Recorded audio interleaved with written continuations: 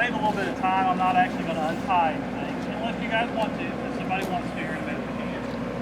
So what we want to look for is to make sure that our trailer and the equipment we're going to haul are these compatible. You guys tell me, is this too big for this trailer? It's not really. It's well within its weight and capabilities, fits the trailer nicely. Can you all hear him? Okay. Can you guys hear me, or do I need the mic? I can. Okay. You can't hear? Okay. There's some folks in the back that can't hear you. I can use the mic. All right, let's hope this helps. Can you hear me now?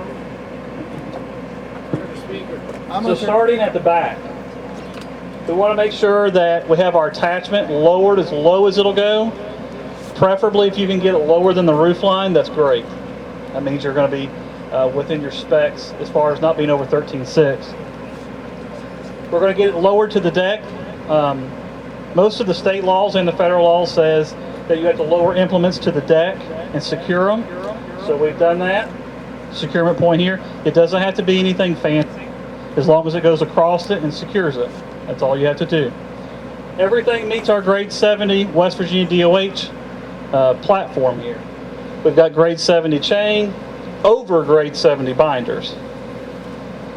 Moving on up, if you guys want to come around and look in a little bit, you can see the actual sticker that shows you that this is a tie down point on the machine. We're hooking in a grade 80 hook actually on this particular chain. Grade 70 chain, well over probably about a grade 100 binder actually if you looked at the specs. So it's well within its working load limit. Exact same thing on the other side. I'm going to move up and I'm going to come back for one thing. On the front, they did a little bit different than normally what you see or what I showed you in the pictures. They're actually coming up to the bucket and hooking the hook right into the bucket. Can you do that? Absolutely, that's fine. You can either use a long chain and go all the way across, or you can use a binder and hook into it. They actually did it on both sides. So if you're going to do this method, it's kind of nice doing it on both sides. It increases your working load limit and actually increases the strength. Every time you add a chain to this machine that you don't necessarily need, you're just getting more tie down strength. It's even better. So the more you got, the better off you are. Up underneath our tire here, if you look really closely, you will see again the universal sticker for tie down. And again, they've used a grade 80 hook. They got some grade 70 chain, and their binder is exactly the same as the rest. What else needs to be secured on this machine? What else is a moving part that a lot of people forget? Back here at the back, you're going to have your outriggers. And I said in the class, this happens to be one of our brand new backhoes for West Virginia. Just because it's brand new doesn't mean everything's working perfectly on it. Could these outriggers leak off? Absolutely. And when they do, they're going to be out here in traffic. So that's why we want to make sure we secure them as well. Some manufacturers actually will put a pin on those, but a lot of them don't. You almost have to ask for it in your specs if you want it.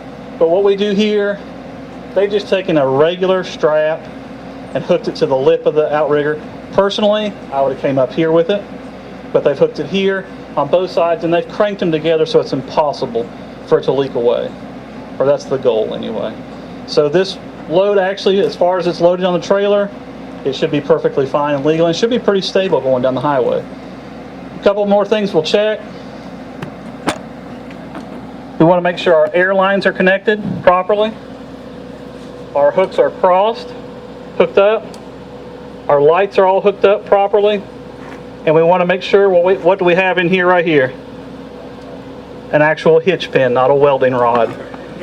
I was actually at a location one time and saw a plastic zip tie in one of those.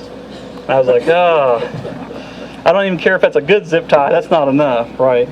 So this one is actually meets all specifications for state, federal, and our WVDOH specifications, which are actually a little bit more stringent. One thing you might have to notice on some of your equipment that I really didn't talk about in class, but you can see it out here, our exhaust pipe. Anybody here ever drive truck or haul equipment? If your exhaust pipe, when you're going down the highway, is turned in a manner to where air can go down it, that can actually destroy the engine. Most of these engines that are diesel are turbo diesel. The turbo inside of that is oiled. The bearings in it's oiled off the motor from the engine. The engine's not running, it's not pumping oil up into the turbo. So it can actually, air can go down the tailpipe and spin the turbo without it being oiled while you're driving down the highway. And when you get there, it can be destroyed or burn up. And those are anywhere from $5,000 to $10,000. So if your tailpipe is going into the wind, you should cover it. And they make nice little vinyl covers that go over those. Or you could do it the old-fashioned way and stick a rag in it, or just put duct tape over it. Those work, they are effective. You just want to keep the air from going down in it. This one, it's not totally in the wind. Would I probably put a cover on it if I was driving it? Probably, just to be on the safe side. So that's just to protect your equipment. So if anybody wants to come up and take a binder loose, I will help them with that. If you have any questions, I'll take those individually. If you want to come up and look at something, I'll stay right here as long as you want to look and ask questions. Don't forget about the gloves. And Kim's got gloves. We've got gloves, so if you want to partake, we've got gloves. They're not too bad, Kim. These are decent. Okay. I've seen worse. These are good. These are decent gloves. It's not wet out here, so they'll work great.